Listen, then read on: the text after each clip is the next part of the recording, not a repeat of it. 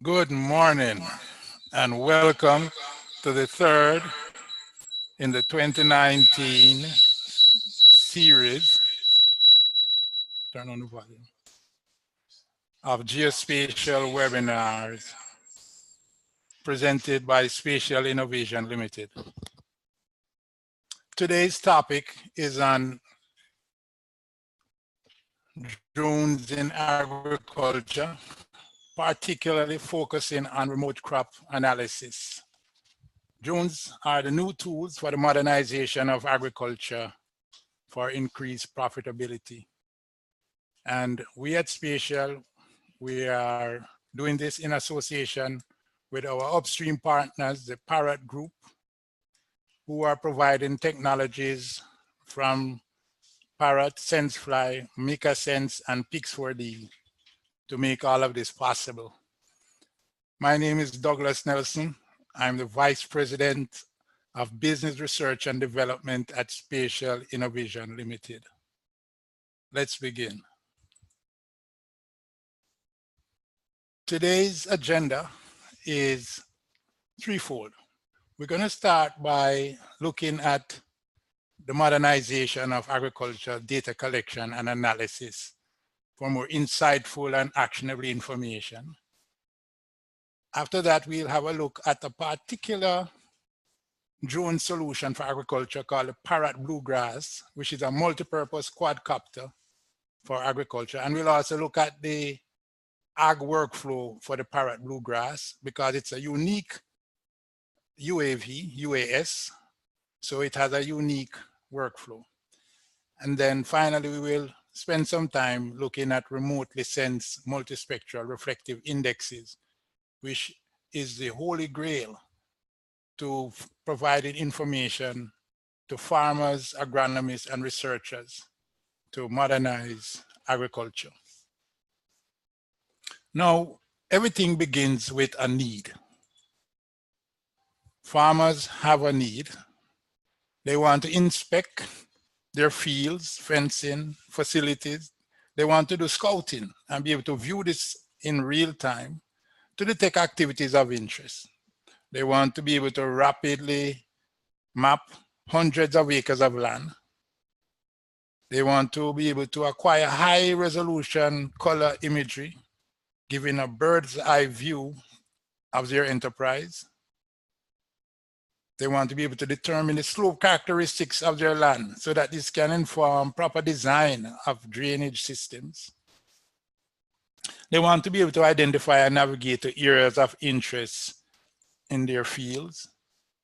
Very importantly, the main reason why we are almost here is to hear how we will be able to satisfy their need to evaluate the health and productivity of crops at various stages of growth. Of course, from this, you want to be able to develop prescriptive maps to guide the variable rate application of inputs like water, nutrients, crop protection, etc. Importantly, particularly for orchard farmers, they want to be able to count plants, and for livestock farmers to count livestock in the field. So UAVs must be able to provide a set of use cases. And key among these are surveillance and detection, scouting and monitoring, inspection, surveying and mapping, crop analysis for precision agriculture, and soil counting. And there are others that we haven't included, like one that is very important is harvest management. Now, Spatial and our upstream partner, the Parrot Group, senseFly, we have assembled some powerful tools, powerful drone offerings for agriculture. And the four that we have here is the Parrot Anophy, the Parrot BlueGrass Fields, the senseFly eBee SQ, and the senseFly eBee X. Now the Parrot Anophy work and the Parrot BlueGrass Fields, as you can see, they are quadcopters. So they also comes with a controller. so that a remote control, so that you can manually fly them, but they can also be flown autonomously from a planned mission. They have software to plan the mission and software to process the images after. Now the fixed wings, the eBee and the eBee, they fly by autonomous planned mission flights. They both have high-powered multispectral sensors for crop analysis.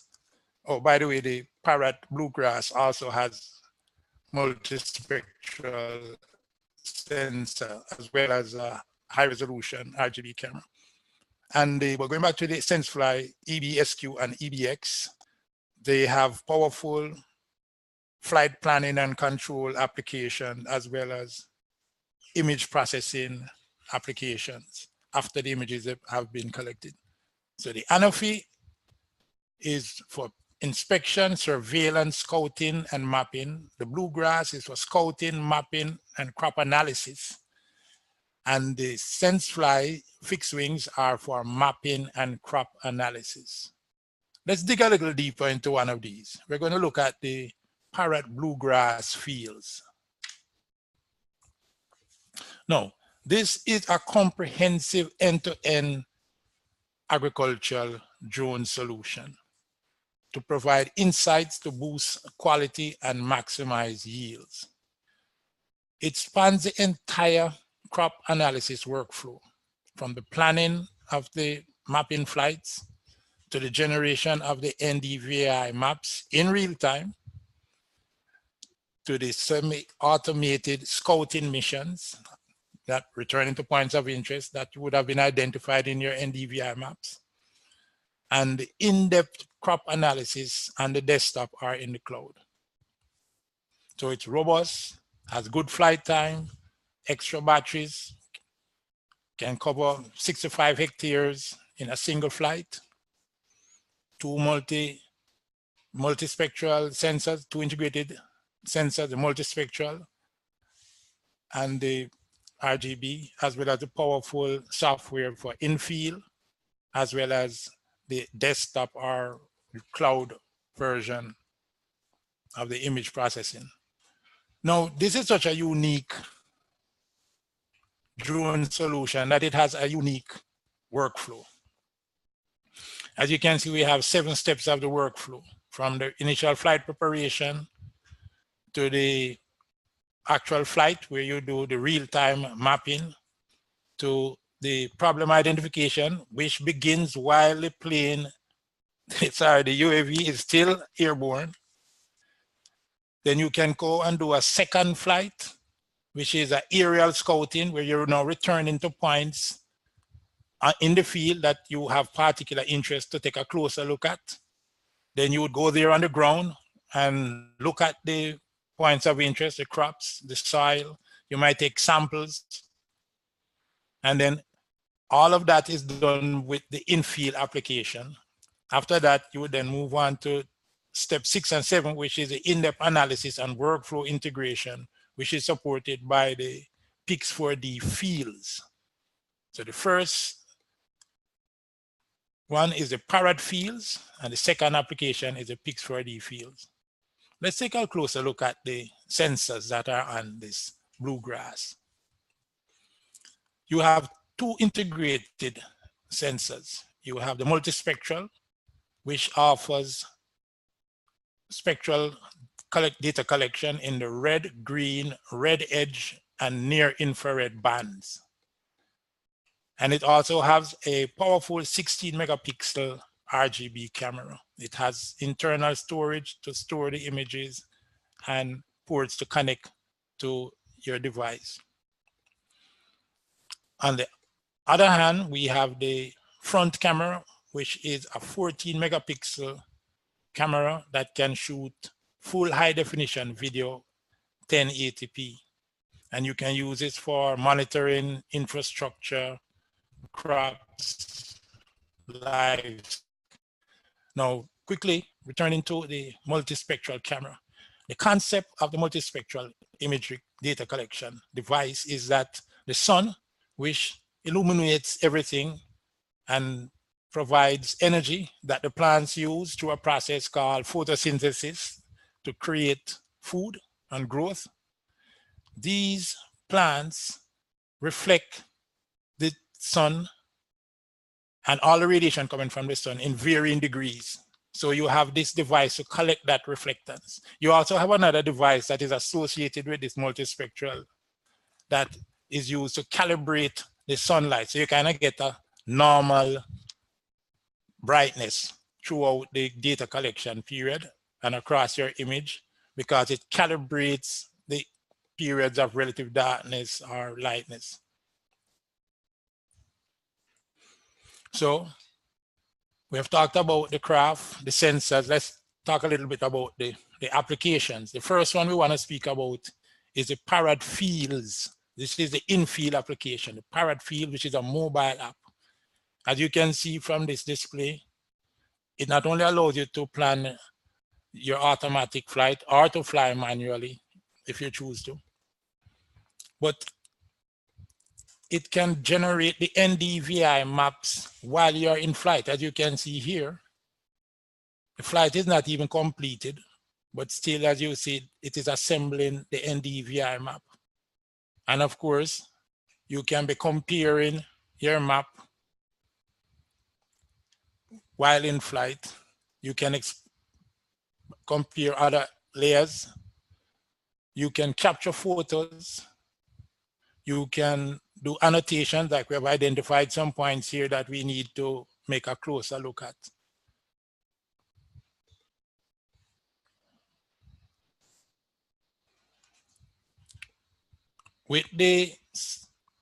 After collecting your imagery and you want to do more deeper in-depth analysis, you then use the Pix4D Fields software. This is a desktop or the cloud-based software. And from this, you can see we're doing side-by-side comparison of a zone map and NDVI map. Over here, we're showing a auto mosaic, and we are beginning to identify and annotate some areas of interest. This is a prescription map that will indicate which input is needed at which zone. And here we have a side-by-side comparison of a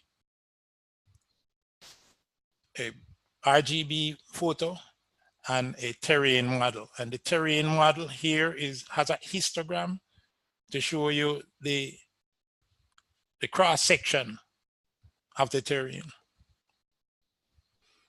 So that covers the bluegrass. Let's start to look at some multispectral.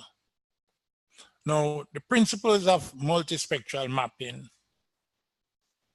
is relating to sensing and the spectrum and things that influence the data. So we need to understand that we need to wrestle with remote sensing, the electromagnetic spectrum that we are sensing, the reflective signatures that is called the spectral signatures, the particular spectral signatures of plants. And we need to understand when we develop these indices, from these reflective indexes, what are they used for? When are they useful in agriculture, and how they react to different crops and soils? So let's take remote sensing first. The remote sensing is not new. It began from the earliest Landsat satellite deployment. And in fact, many of the earlier vegetative indexes that you can find online is derived from satellite imagery. Then of course, we can remote sense from manned aircraft and the new kid on the block, the unmanned aerial vehicle. So what we are sensing, as we say, is we are detecting electromagnetic radiation, which spans a range from radio waves right to gamma rays. And the particular property that we are using to separate this radiation so we can get best result is by looking at their frequency of oscillation and their wavelength. As you can see from the spectral image, that the visible spectrum is quite small, lying between UA, the ultraviolet and the infrared bands. But importantly, we are going to be focusing on parts of the visible spectrum and parts of the invisible spectrum that falls in the infrared, which is the red edge, near infrared, and the thermal infrared. Now, as you can see from this slide, different bodies, different objects have different reflectance characteristics. Whether we're looking from the visible spectrum bands or the invisible part as we go up into the near infrared. Clear water is less reflective than turbid water. Wet soil is less reflective than dry soil across the range of wavelengths. Now for plants, however, there is a certain signature in that certain wavelengths are reflected more than others. As we can see, the 600 nanometer wavelength is reflected more than the 400 or the 700. Then when we go to the 800, they peak again, a lot of reflectance, but you might notice here that the broadleaf plant is more reflective than the needleaf. Of course, at the top, we can see that clouds are very reflective, but not as much reflective as snow and ice. So it's what we're saying here is that different objects, different materials have different reflectance. Let's look at plants. Now, this is a famous image that persons may have seen on the internet. It is showing that a healthy leaf, a stressed leaf, and a dead leaf have different reflection characteristics. The healthy leaf is reflecting a lot of near infrared and green. When it becomes stressed, there's a reduction in the drastic reduction in the near infrared reflection, somewhat in the green, and then by the time it becomes a dead leaf, the reflectance fall back significantly. Now, why is this? Well, this is because of the structure of a leaf. At the base of a leaf, the underside of a leaf, there is a layer of cells that are called the spongy mesophyll, and these are the ones that are responsible for reflecting the near infrared. The visible light and some of the red edge is used by the plant to produce food, but it reflects back most of the near infrared. This is how a healthy plant should behave. A healthy leaf absorb more red and blue than an unhealthy plant, but it will reflect more near infrared than an unhealthy plant. Now, because there's this noted response between healthy plants, stressed plants, and even soil, because when you're remotely sensing this information, you have to be able to differentiate the stressed plant from the soil. What we can see from this spectral graph is that within the visible range, the difference of the reflectance is not so dramatic, but once you pass the 700 nanometer, that means you're going into the near infrared. There is a big separation in the degree of reflectance. So that is why this spectral band is very important in generating indices, because this is where there's a separation in the response between a healthy and an unhealthy leaf. So we know where we want to look if we want to see the most dramatic difference.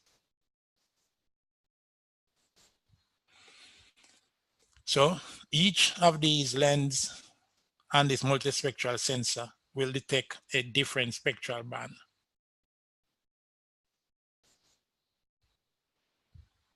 And from those spectral bands, we combine them mathematically in formulas to provide these reflective indexes. And the most popular one that we hear about is the NDVI, which is essentially looking at the red and the near infrared signals and putting them in an equation to give us some indication, as we can see in the lower right-hand corner, This is a NDVI map.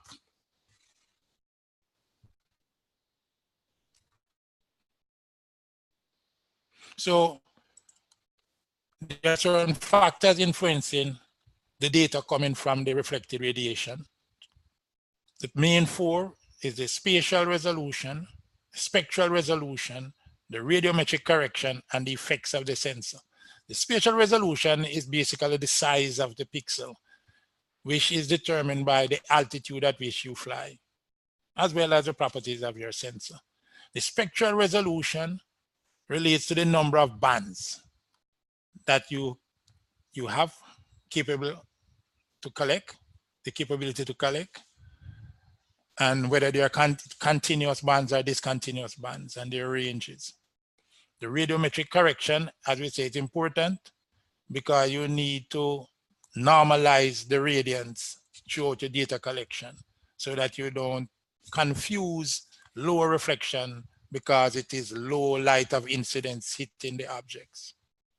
And of course, the third one, the fourth, as we say, was the effects of the sensors. Which color bands are they collecting and how responsive are they to it?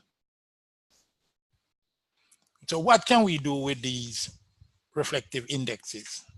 Well, let's look at the NDVI, which is one of the most popular one.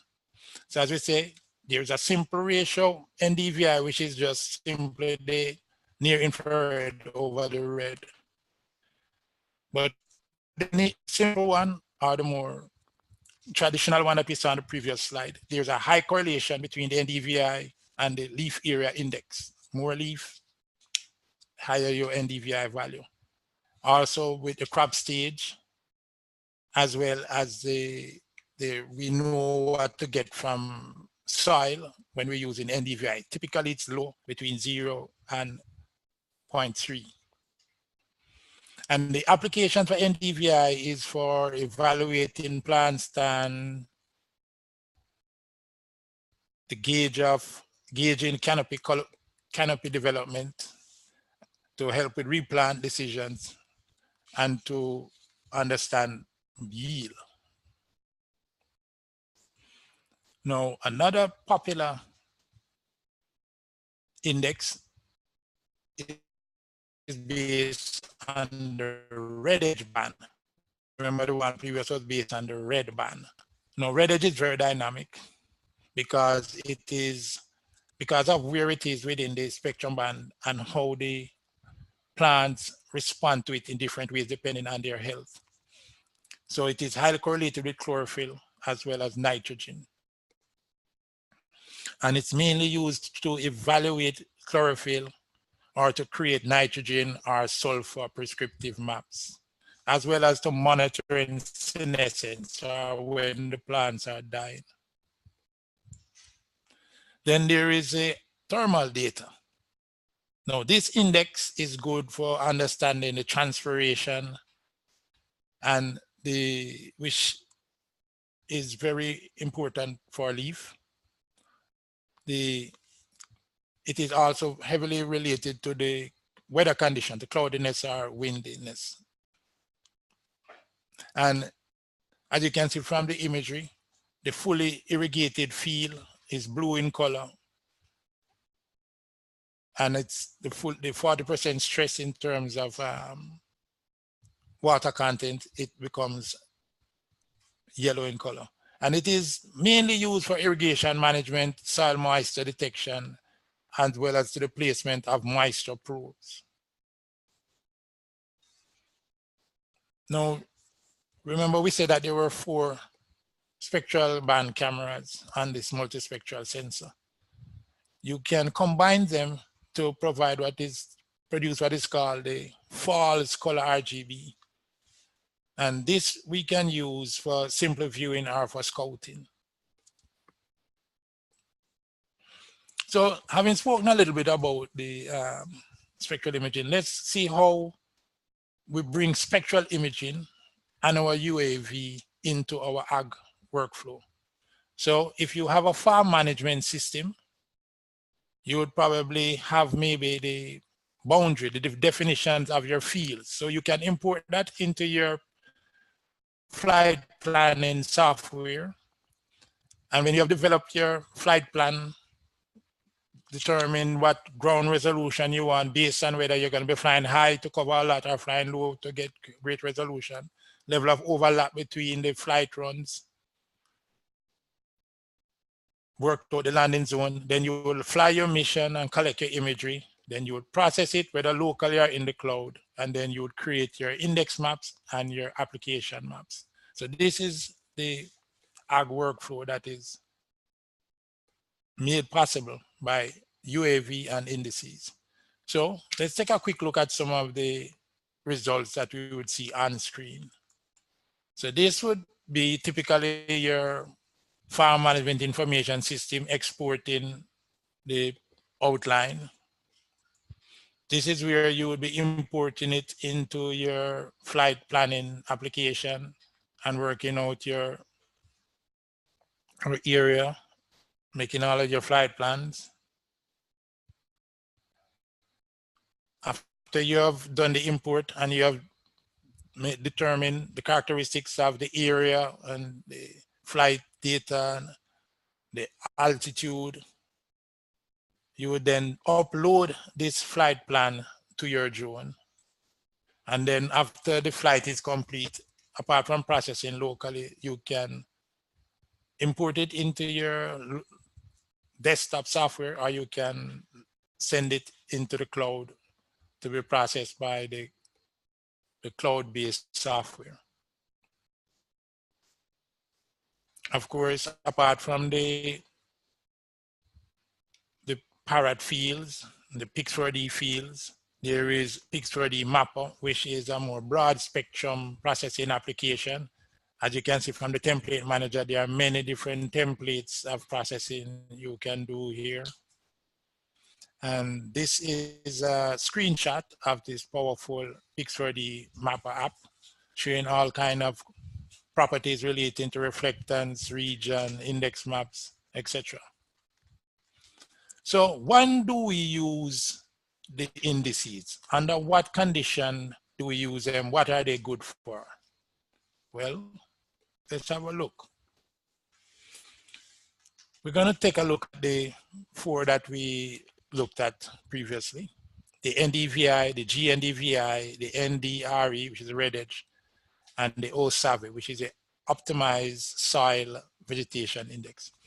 Starting with the NDVI, it is a good measure of healthy plants and green vegetation and the ratio of leaf to soil.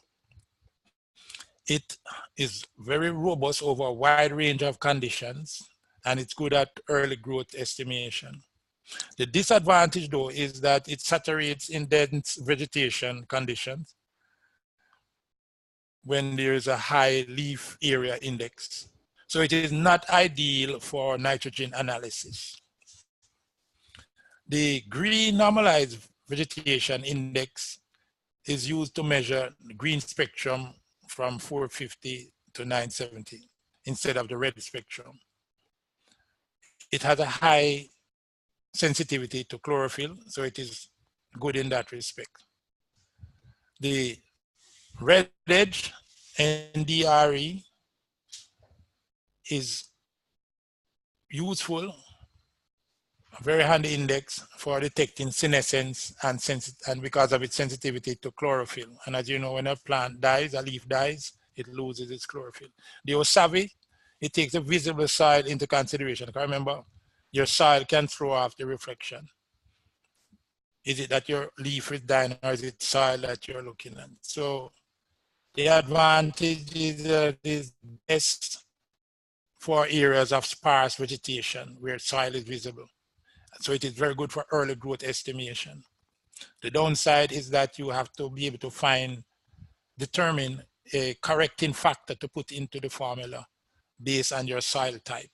So everyone needs to understand that different countries at different latitudes with different soil types, or even within a country, you may have to adjust this OSAVI to optimize it for your local conditions. So let's have a look at what these 4 spectral indexes would look like for the same space of land. So as you can see, for the same space of land, from the histogram to the right of the maps, that you are seeing a different combination from each of these indices. We said that the survey was good for soil correction. So this is now telling you that a lot of what we were seeing in the NDVI was because of the soil that was visible from through the canopy of the crops. So this is an indication to you that you need to know which index to use when.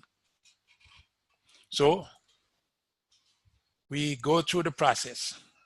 We observe by loading our NDVI that we have collected into a device that have GPS properties. So when we navigate to the points of interest on the map, we can find it precisely, because we want to see why a certain color feature showed up on our index map. When we are there, we can then collect our samples, take pictures. So clearly you need to understand some agronomy to be able to fully leverage this tool. And of course, when you're there on the ground, you're recording this specific location, you're geotagging that location so that you can return there, or when you make your application, you know how to go back to see the impact of it. So having collected the sample, you can go back and do your further analysis, and then you try and correlate your sample with what you're seeing in your survey data. And then you might choose to do some changes to get a better representation between what's on the ground and what you're seeing on your map. So you might do some radiometric adjustments. You may choose a different set of indices, or you might customize it, because the software, the Pix4D Fields, one of the power of the Pix4D Fields is that it comes with an index editor where you can actually use the different signal measurements that you get from the different spectral cameras, and you can combine them in a unique way, or add constants or factors that will compensate for atmospheric or soil conditions in your area. And of course, you then create an application map so that you can take action, whether it is going to be an automated action or you're going to manually take action. Okay, but let's not forget, as we say, with Pix4D Fields, you can import, select your indexes, generate new, you can use the index editor to get a new index, and of course you then generate your maps that you then use. And of course, if you have a workflow where you have tractors that have the capability, you can pass this file, this prescription file, straight into your farming vehicle, and it will follow the prescription file and apply the inputs based on what is prescribed by the prescription map. So what are the takeaways? Well, you need good data for good analysis. You need to understand which index is appropriate for which purpose. You need to know agronomy, or better still, know an agronomist. No, you need to know agronomy, because you need to understand crop development stages, stress periods that are critical within a plant's life, the practical steps and equipment best to grow your crop, and the pests and diseases that will stress your crops. You need to understand the history of irrigation, of the weather. They need to understand your soil types and its fertility, as well as the varieties within crops and the treatment differences across our crop. So, in a nutshell, this is modernizing agriculture using drones, exploiting and leveraging the particular reflectance properties of surfaces on the ground that are collected by these multispectral imaging sensors. So this concludes our presentation for today. At this time, we're going to invite questions, and I will have the support of my colleague, Mr. Everard Johnson, to support me.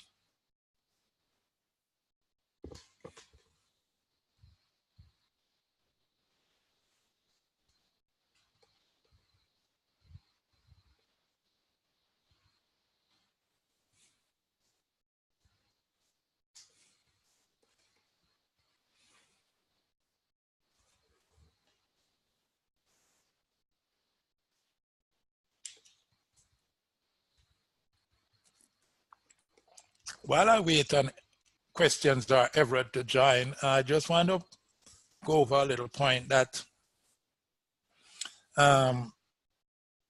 we recommend both the multi-rotor and the fixing because they have different properties, different purposes. Even though the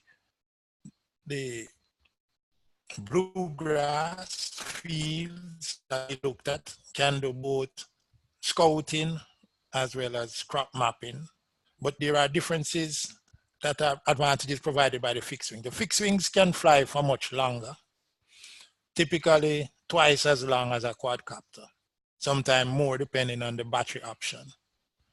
They fly faster, so within a single flight, because they're flying faster and longer, they can cover much area, much more area, more than 4 times the area that a quadcopter can provide. But the quadcopter provides maneuverability and flexibility. So you can inspect, take a close flight, take a closer look at your field. Whereas when you're doing the fixed wing, it is more for large areas or for very long features like the fence or a waterway, etc. Importantly also, looking back at the bluegrass, if you fly high, you can cover a lot of area, but you fly lower and you get a greater resolution, image resolution, spatial resolution. All right, we seem to have a question from Jason Williams.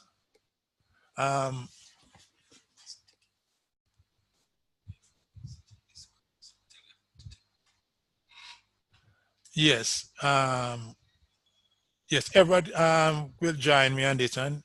The question is, can you share some experiences using the fixed wing, the eBee in the Caribbean? And Jason also said recently we had a consultant from the UK visit Antigua to demonstrate the drone, but he encountered issues with overheating. Okay, that's a very good question, Jason. Now, one of the reasons why the senseFly eBee is rated as a top fixed wing for professionals, particularly in agriculture, but also in construction and other industries, is it's properly built, a very robust craft, but it is built to be very lightweight. So because of that, it can stay afloat. The battery can sustain it in the air for a very long time.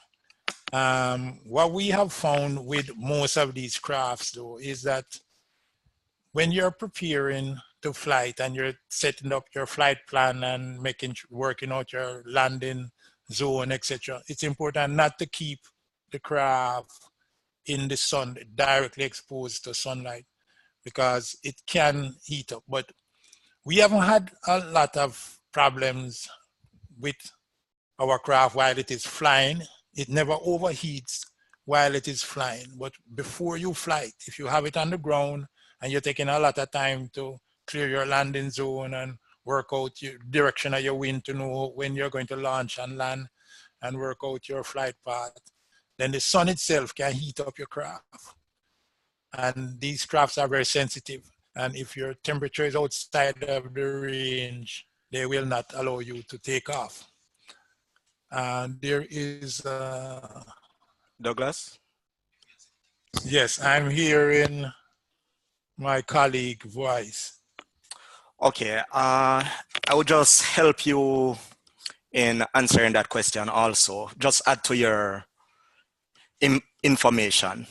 Thanks. Okay, with the eBee, the Pitot Tube is very sensitive. So what we tend to do is that we don't put in the battery until we are ready to fly, right? And we keep the eBee within a vehicle or cover the Pitot Tube before we actually start our mission. So in that case, it's not directly in the sun. So that's one of the best recommendation. Yes, it does overheat if it's actually in the sun for too long. But once it starts to fly, because of the difference in temperature, it's normalized. All right, thanks for that, Everard. So in a nutshell, if you keep it on the ground too long, the sun will warm it up. It's very sensitive. It will not want to fly. But once you shelter it from the sun and you begin your flight, the flight will provide the ventilation to cool it down. You don't have a problem. There's a second question here from Christian Fleming, and this also relates to you, Everard. The person is thanking us for the presentation, and they are inquiring if we provide hands-on training here at Spatial. Well, I can tell you the answer is yes, but I'm going to let Everard, who is our Swiss-trained specialist. He went to Switzerland for training. I'll let him respond. Everard. Okay, yeah, thanks for that question, Christian and Kishan. Yes, we do. And we have like a 3-day training, and we actually can come to your office or you can come to ours. You can go to the next question, Douglas. Okay. All right. Is there any more question? Can you scroll? See the scroll?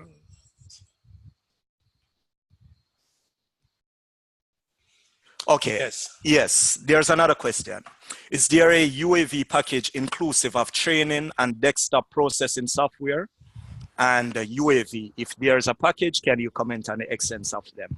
Yes, we do have packages, right, which include the drone and training, right, and also for the desktop, which is Pix4D or Pix4 Fields. Yes, so we do.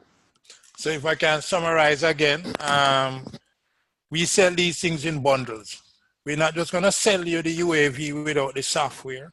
And we're not going to send you the UAV and the software without helping you to leverage it by giving you training and sensitizing you to its use. We provide the full package. Okay, and the next question, who do we contact? Okay, so you can contact products. My email address is products@spatialvision.com. Right, you can go to the website and there's a link from the website. You can see our contact information and our email contacts. Everard is our drone specialist, but you can speak to anyone here at Spatial to make your initial inquiries. And we will assist you either directly or we will put you in connection with our specialist, Everard. Okay, we see from Eva that there is an inquiry about licensing. Okay, now the bundles that we sell, which is the UAV and the software, and of course, as I said, the UAV comes with their imaging sensors. These bundles, the software typically are for 1 year. And at the end of the year, you will have to pay a subscription to get the software, continued use of the software. Back in the past, there were some software that it would be a one-time payment, these perpetual software, perpetual license, but most of the industries nowadays, the software tend to be term-based. So you get the software when you buy the bundle for the first year, and then after that, you'll have to pay a subscription fee. Everard could probably help you with that, but again, you can contact us directly and we'll provide that information for you. Okay, is the training offered officially certified? Okay, well, it is certified by Spatial. If you want a type of certification like some type of government certification, no, we don't offer that. You probably would have to, I don't know if it's being offered in Jamaica this time. I think you probably would have to go to Miami to get something that is FAA certified. I don't know if you want to add something on that, Everard. No, you're correct on that.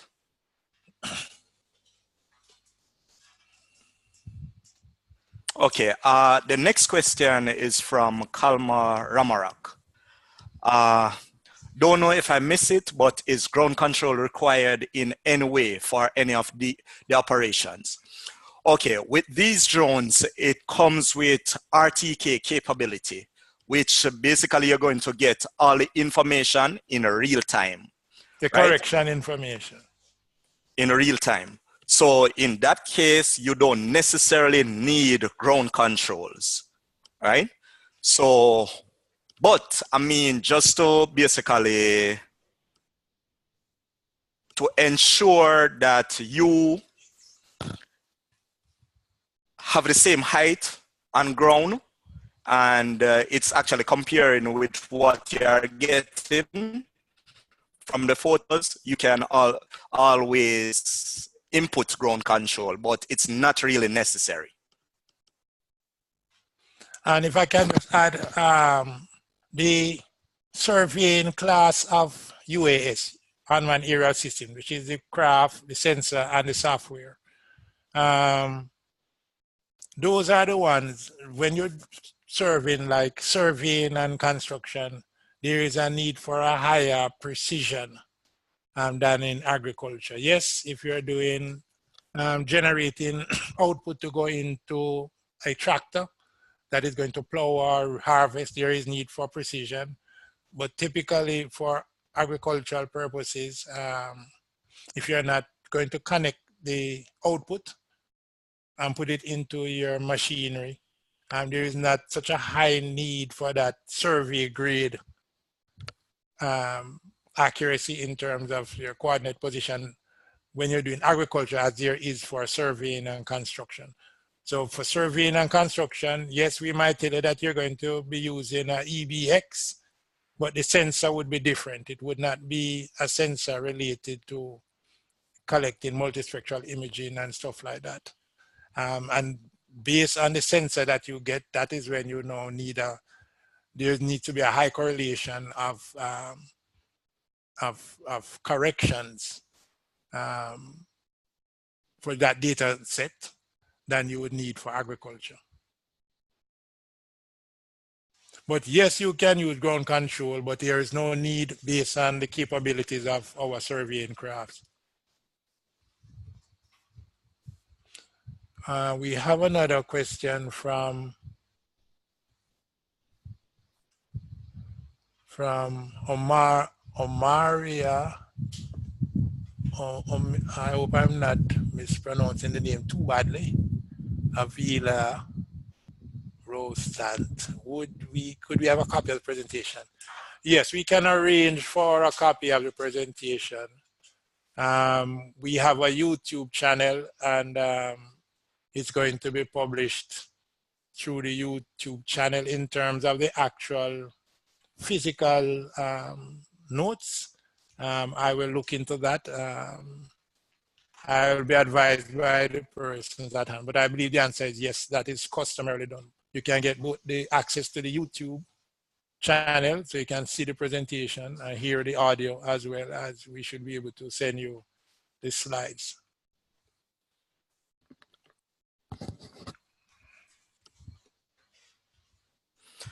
Okay, the next question. Do your packages include the UAV craft maintenance or warranty for a year, or does it vary? Okay, yes, it actually comes with a 1-year warranty. And also you can buy extended warranty.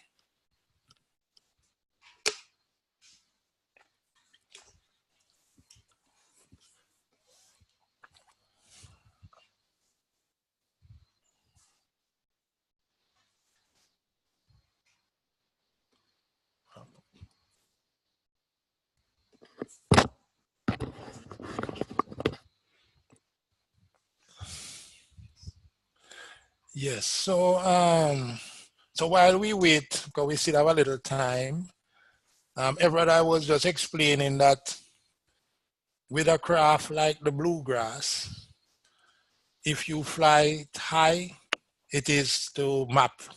When you fly it low, it is for detailed inspection.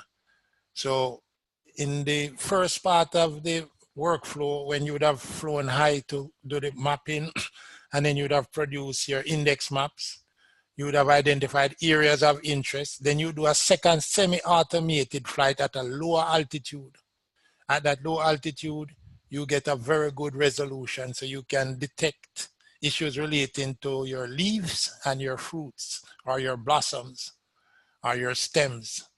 So this craft, the bluegrass, the Parrot BlueGrass Fields, it is a very powerful craft because of its flexibility and its precision.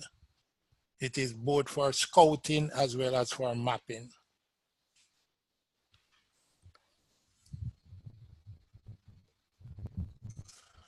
Okay, I see where Lance is interested in the cost of the FixedWing that can cover up to 100 hectares. 100 hectares is no problem, not even for the bluegrass, but for the FixedWing, there are 2 FixedWing that we looked at. So there was the eBee SQ and there was the eBee X. The eBee X faster, can cover more. It is fitted with a sensor called the MicaSense Red Edge MX, which has a blue sensor for blue. So it's very good for nitrogen determination in the soil, as well as for assessing blossoming and the readiness of your fruit for harvesting. In terms of the costs, you know what, we didn't give the cost.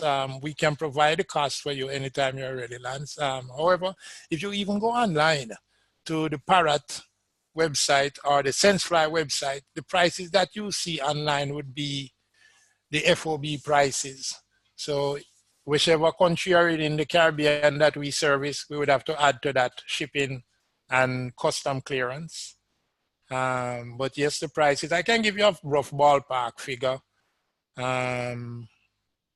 Everybody is much better at this than I, but let me give it a go. Right, the annual fee is probably about $1,000. So when we land it in Jamaica, it's maybe like about $1,600, $1,700 in that range. The bluegrass is, the FOB price is about $4,500. And the senseFly eBee, remember we are talking about the craft, the sensors, sometimes multiple sensors, and the software. The eBee SQ is about $11,000, a little less than that. And the eBee X would be about $19,000 or $20,000. So again, most of the price, apart from the ANIF, the ANAFI, those prices were the FOB prices, the prices in the United States. All right, I think we,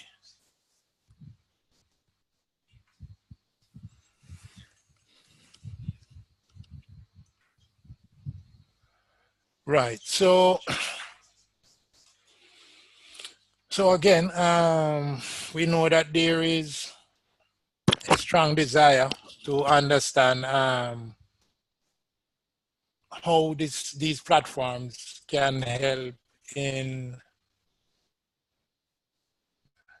analyzing crops, particularly in terms of their bearing and their blossoming, and stuff like harvest management. Now, again, you can choose the particular index that is good at it, as I had pointed out in the presentation, or you can select a different sensor. For example, the MikaSense Red Edge MX, which is a more sophisticated multispectral sensor. It carries an additional spectrum sensor, spectral band sensor. It carries the blue, and when they do the analysis on the spectral graph, they are able to use that spectral range to detect a number of insights concerning the blossoms as well as the maturation of fruits. And by the way, you know, just in relation to the bluegrass fields, you'd fly high when you're dealing with like crops like, you know, grain crops, crops like cane, corn, and you'd probably fly low for inspection for crops like orchard crops like oranges, etc. Okay, I think it's time for us to leave. We have only a certain amount of time booked. So it only remains for me to thank you all for attending and to invite you to attend. Look out, we will send you the invites for the next in the 2019 series of geospatial webinars presented by Spatial Innovision Limited. That will be toward the end of next month. But as I say, you will be informed. So thank you. And any questions that come in subsequent to this broadcast, we will answer offline. Thank you.